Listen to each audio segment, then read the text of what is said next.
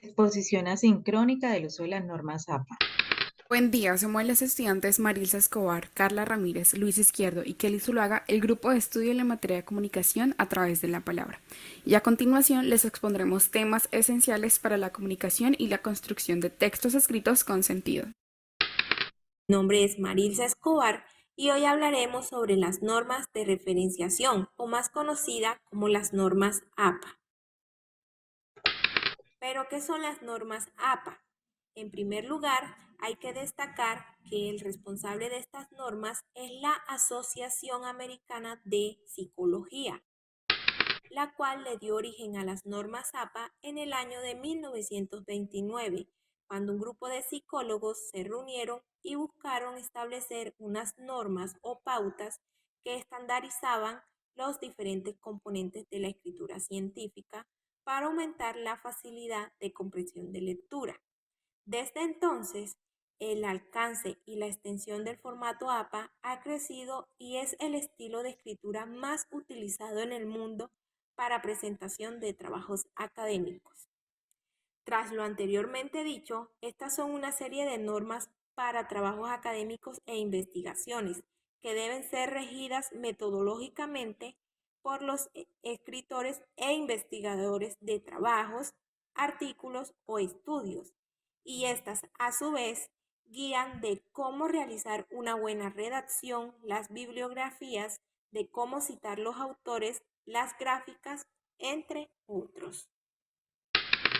¿Qué debemos saber de las normas APA? Te cuento que es un estilo de organización y presentación de información más usado en el área de las ciencias sociales. Esto se encuentra publicado bajo un manual que permite tener al alcance las formas que se debe presentar un artículo científico. No solo se limita a las reglas y a las referencias, sino que es quien nos da la base fundamental de cómo redactar párrafos, organizarlos y tener claridad de ciertos aspectos ortográficos. Hace que el redactor tenga esa organización para brindar textos escritos con sentido y claridad.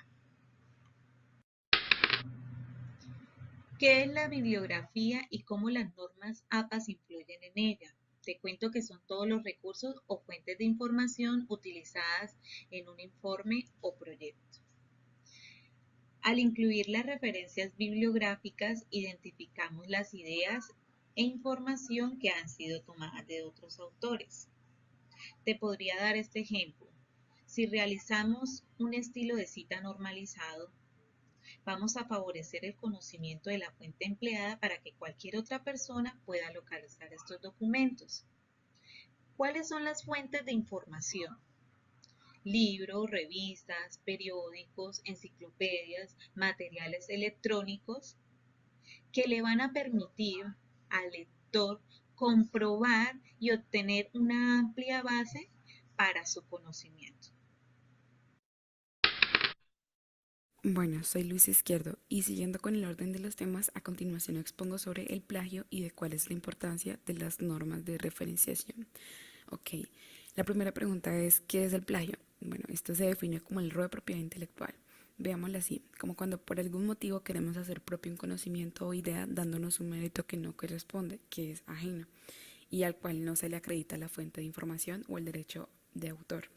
Esta acción tan facilista y pues egoísta limita nuestra capacidad creativa de generar nuevos conocimientos y al mismo tiempo conlleva graves consecuencias, desde que te suspendan en el trabajo, en lo académico hay anulaciones de la matrícula hasta la privación del título y en lo legal es un delito que puede ser sancionable. Bueno, ¿qué podemos hacer para no incurrir en esta acción y evitar cualquier tipo de plagio?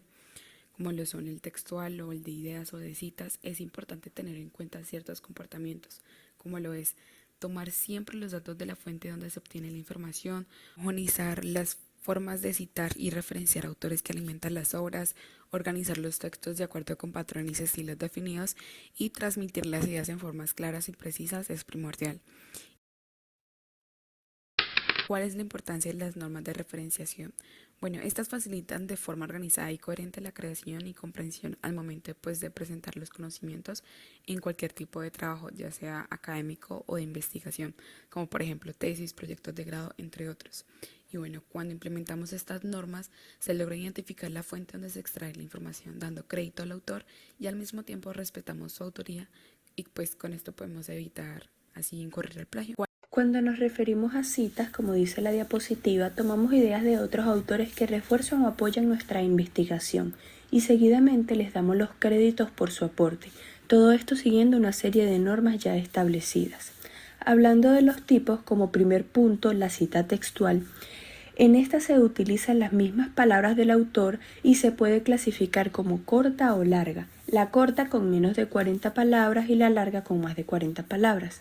La cita de paráfrasis o no textual se refieren a lo que alguien expresó, pero este no se representa en el documento de manera exacta como tal personaje lo dijo o escribió.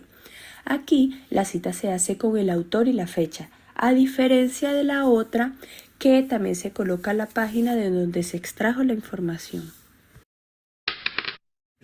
Para hablar de referencia, nos referimos a las fuentes de información que utilizamos para el desarrollo de nuestro documento, siguiendo una estructura que dependerá del tipo de material con el que obtuvimos la información, y estas tendrán un cierto orden.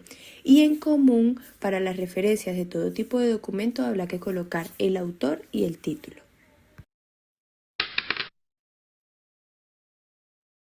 Gracias por tu atención.